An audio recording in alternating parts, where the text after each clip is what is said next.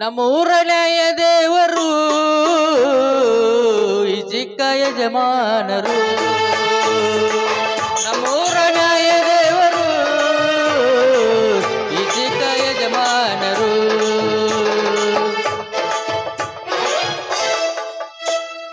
ನಮಸ್ಕಾರ ರೀ ಸಾಹೇಬ್ರ. ನಮಸ್ಕಾರ. ನಮಸ್ಕಾರ ಗೋವಿಂದಪ್ಪ. ಅಲ್ರಿ ನಾನು ಒಂದು ವಿಷಯ ನಿಮ್ಗೆ ಹೇಳಿ ಕಳ್ಸೀನ್ರಿ. ಅವ್ರ ನಿಮ್ಗೆ ಬಂತ ವಿಚಾರೇನ್ರಿ? ಅದರಿ ನೀವು ನಂಗೆ ಜರೂರ ಬಂದು ಭೇಟಿಯಾಕಂತ ಹೇಳಿದ್ರಿ.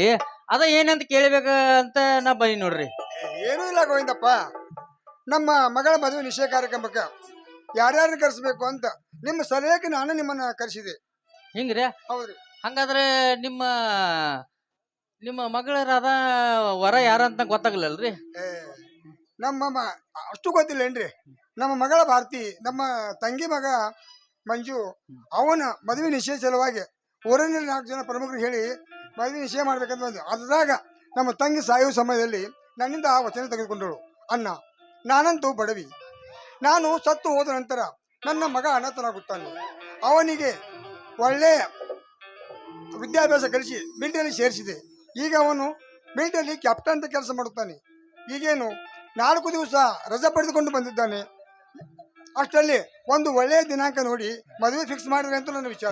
ಒಳ್ಳೆ ವಿಚಾರನ ಮಾಡಿದಿರಿ ಸಾಹೇಬ್ರ. ನೀರಿಗಿಂತ ರಕ್ತ ದಪ್ಪ ಅಂತಾರ ನೋಡ್ರಿ, ಹಿರಿಯರ್ ಹೇಳಿದ ಮಾತು ಸುಳ್ಳಲ್ಲ ನೋಡ್ರಿ. ಹಂಗಾದ್ರೆ ನಾವು ಒಂದ್ ಸ್ವಲ್ಪ ನಿಮ್ಮ ಮಗಳನ್ನು ಸ್ವಲ್ಪ ನಾವು ನೋಡ್ಬೇಕಲ್ರಿ ಸಾಹೇಬ್ರ? ಒಳಗಡೆ ಇದ್ದಾನ, ಕರಿತೀನಿ, ಕುಳಿತುಕೊಳ್ಳಿ. ಭಾರತಿ, ಭಾರತಿ, ಭಾರತಿ ಅಮ್ಮ.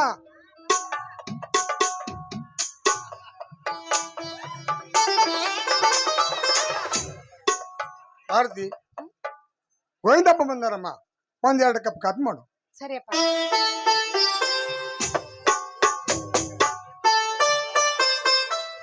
ಹಂಗಲ್ರಿ ಸಾಹೇಬ್ರ, ನಿಮ್ ಮಗಳ ಭಾರತಿ ಎಲ್ಲಿ ಮತ ಕಲ್ತಾಳ್ರಿ? ಇದೇ ವರ್ಷ BA ಮುಗಿಸ್ಕೊಂಡಿದ್ದಾಳೆ. ಒಂದು ಒಳ್ಳೆಯ ದಿನಾಂಕ ನೋಡಿ ಮದುವೆ ಫಿಕ್ಸ್ ಮಾಡಿದ್ರೆ ಆಯ್ತಂತ ನನ್ನ ವಿಚಾರ. ಭಾರತಿ, ಭಾರತಿ,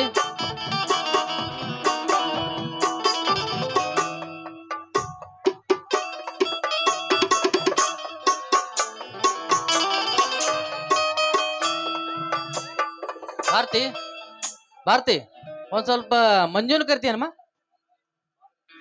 ಅಂಕಲ್, ನನ್ನ ನಾಚಿಕೆ ಬರುತ್ತೆ. ಮಂಜು, ಮಂಜು, ಹೇ ಮಂಜು.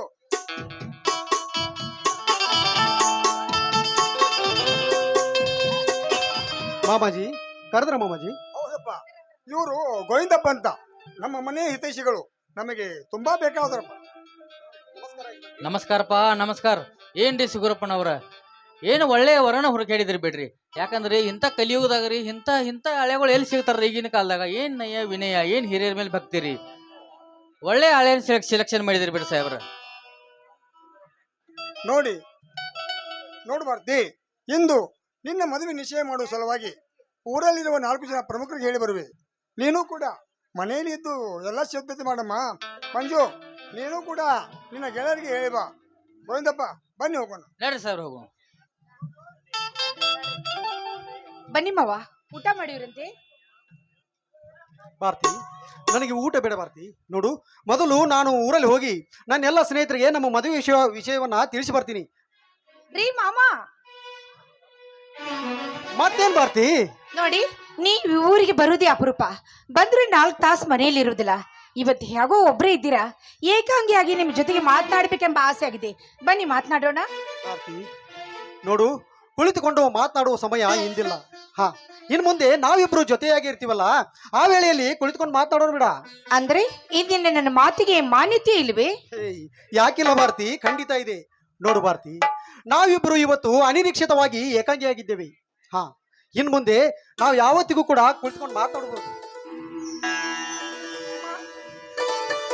ಹೇಳಿ ಮಾಮ, ನಿಮ್ಮ ಪ್ರತಿಯೊಂದು ಮಾತುಗೂ ಪ್ರತಿ ಉತ್ತರ ಆಡದೆ ಎಲ್ಲವನ್ನೂ ನಾನು ಹೇಳುತ್ತೇನೆ. ಅದು ಅಲ್ಲದೆ ನೀವೇನು ಬೇರೆ ಅಲ್ಲ. ನೀನು ನನ್ನ ಪ್ರೀತಿಯನ್ನು ಪ್ರೀತಿಸ್ತಾ ಇದ್ದೀನಿ. ಅದಕ್ಕಾಗಿ ನಿಮ್ಮ ಮಾತಿಗೆ ಪ್ರತಿ ಉತ್ತರವಾಗಿ ಆಡದೆ ಮಾತನಾಡ್ತೀನಿ. ಹೇಳಿ ಅದನ್ನೇನು ಅಂತ. ಭಾರತಿ,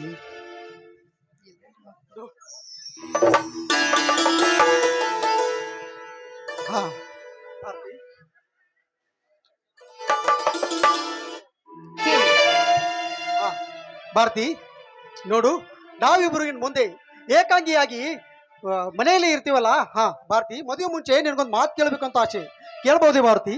ಕೇಳಿ. ಹಾಗಾದ್ರೆ ನಿಮ್ಮ ಪ್ರತಿಯೊಂದು ಮಾತಿಗೂ ಎದುರುತ್ತರ ಆಡದೆ ಅದನ್ನೇನು ಅಂತ ನನ್ನ ಮುಂದೆ ಹೇಳಿ, ಅದನ್ನು ಶಿರಸಾವಹಿಸಿ ಪಾಲಿಸುತ್ತೇನೆ. ನಾನೇನು ಬೇರೆಯವಳಲ್ಲ, ಅದಕ್ಕಾಗಿ ನಿಮ್ಮ ಪಾದ ನೋಡು ಭಾರತಿ, ನಾನು ಹೀಗೆ ಹೇಳ್ತೇನಂತ ನೀನು ತಪ್ಪಾಗಿ ಭಾವಿಸಬೇಡ. ಯಾಕೆಂದ್ರೆ ನಾನು ಹೆತ್ತವರನ್ನು ಕಳೆದುಕೊಂಡು ಅನಾಥನಾಗಿ ಬೀದಿಯ ಮೇಲೆ ಬದುಕಬೇಕಾದವನು. ಆದರೆ ನಿಮ್ಮ ತಂದೆಯವರ ಆಶ್ರಯದಲ್ಲಿ ಬೆಳೆದು ದೊಡ್ಡವನಾದೆ. ಅದಕ್ಕಾಗಿ ಇಂದು ಅವರ ಋಣ ತೀರಿಸುವ ಭಾರ ನನ್ನ ಮೇಲಿದೆ. ನೋಡು ಭಾರತಿ, ಇದಕ್ಕೆಲ್ಲ ಮಿಗಿಲಾಗಿ ಇವತ್ತು ಅವರು ನಮ್ಮಿಬ್ಬರ ನಿಶ್ಚಿತಾರ್ಥ ಕೂಡ ಇಟ್ಕೊಂಡಿದ್ದಾರೆ. ಅದಕ್ಕಾಗಿ ಈ ವಿಷಯದಲ್ಲಿ ನನ್ನ ಅಭಿಪ್ರಾಯ ಎಷ್ಟು ಮುಖ್ಯವೋ ನಿನ್ನ ಅಭಿಪ್ರಾಯವೂ ಕೂಡ ಅಷ್ಟೇ ಮುಖ್ಯ. ಹಾ ಭಾರತಿ, ನಾನಂತೂ ನಿನ್ನನ್ನು ತುಂಬಾ ಪ್ರೀತಿಸ್ತಾ ಇದ್ದೀನಿ. ಆದ್ರೆ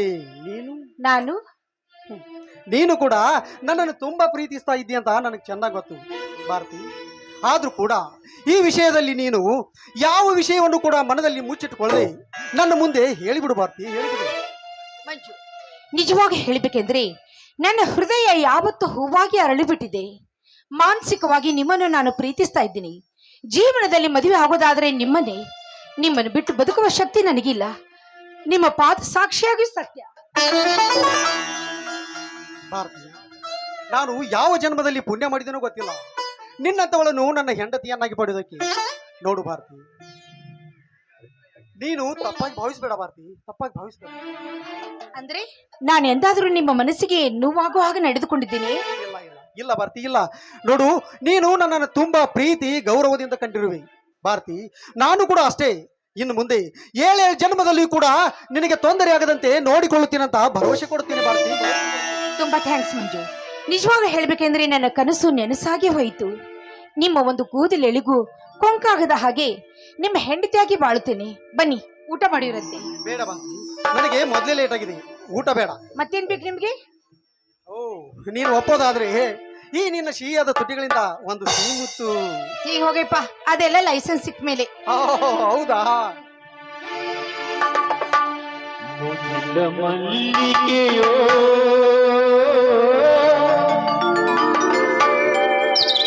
ಗಗನದ ತಾರೆಯೋ ನಿನ್ನ ಸ್ನೇಹ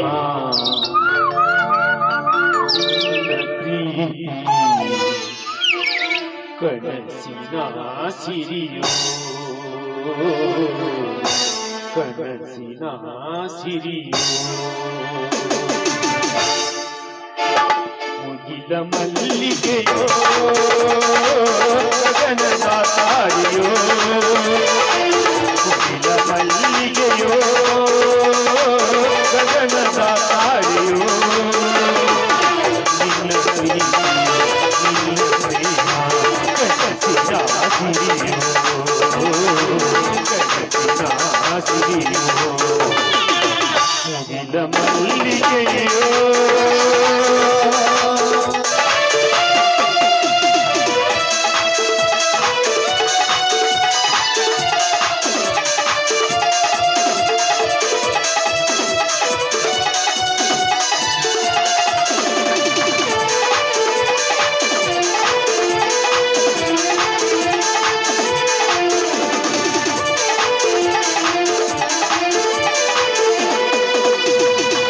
ಅರಳಿದ ತಾವರೆ ಹೂವಿನ ಹಾಗೆ ಕನಸಲಿ ಬಂದೋ ಚಂದ್ರನ ಕಂಡ ನೈದಿಲೆಯಂತೆ ನಿನ್ನ ಈ ನಗುವೋ ಅರಗಿರಿ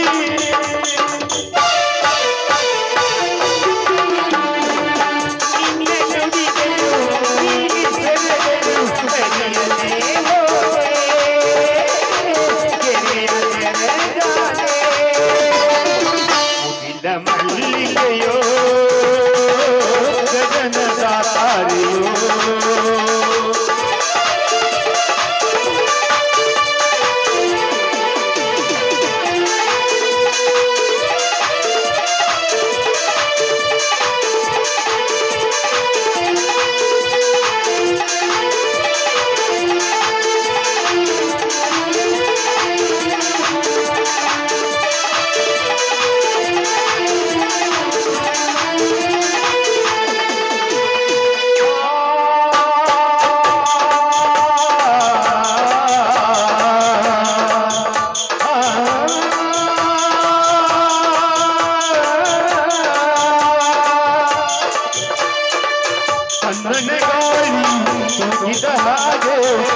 ಮುಖವನ್ನು ಕಂಡೆ ಬಿಸಿಲಿಗೆ ಕರಿಗೋ ಮಿಂಚಿನ ಹಾಗೆ ಕಾಣದೆ ಹೋದೆ ಕೈಯಲ್ಲಿ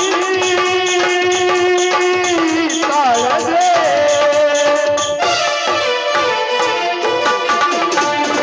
ಮನೆಯ ಜಾರದೆ ತಾಳಿ ಕಾಣದೆ ನಾನು ಹೊಂದಿರುವೆ ಎಲ್ಲಿರುವೆ ಮುಗಿದ ಮಲ್ಲಿಗೆಯೋ ಗಗನದಾರೆಯೋ ಮುಗಿದ ಮಲ್ಲಿಗೆಯೋ ಗಗನದಾರೆಯೋ ನಿನ್ನ ಸ್ನೇಹ ನಿನ್ನ ಪ್ರೀತಿ ಕನಸಿನಾಗಿದೆಯೋ ಕನಸಿನಾಗಿದೆಯೋ ಮುಗಿದ ಮಲ್ಲಿಗೆಯೋ